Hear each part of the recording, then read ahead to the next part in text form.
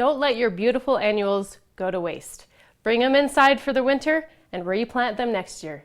Hi, I'm Helen Muntz, USU Extension gardening expert, and today I'm going to show you how to overwinter your annuals. Not all annuals do well indoors, but some do. Shade annuals, such as ferns, some tender ivies, or asparagus fern, do very well when planted indoors. I find that geraniums do great indoors.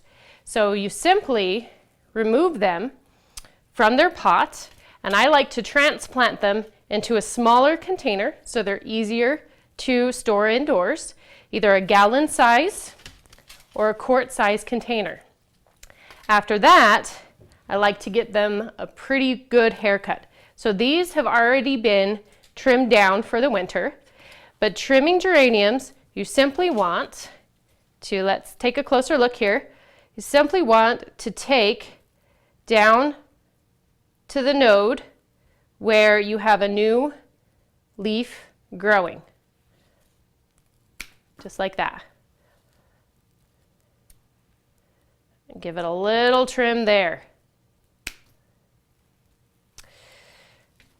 Now, if you have a sunny window to store a geranium, they will continue to bloom for you if you keep them fertilized about every other week.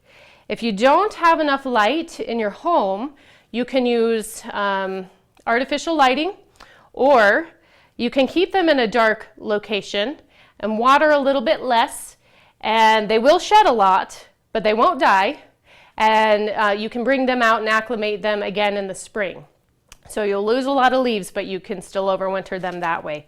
Now, I think the biggest challenge with overwintering annuals is knowing how often to water. They're not going to need nearly as much water as they do when they're outside in the summer heat. So the best way I find is to use a soil moisture meter. And basically, you just stick this into your container down to the root area, so as deep as you can go. If the reading says dry, it's time to water. If it says wet, then wait to water. Another way is what I call the finger test. So you just stick your finger into the soil down to your second knuckle. If it feels moist, then it's not yet time to water. If it's dry at the tip of your finger, then it's time to water.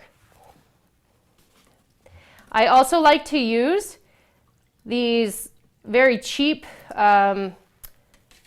aluminum trays, kind of like a pie tray that works really well to catch the water instead of going out and buying expensive plant trays to keep the water from running on the floor. So I hope you enjoyed this video. For any other gardening questions, we have lots of tips at garden.usu.edu. Thanks for watching.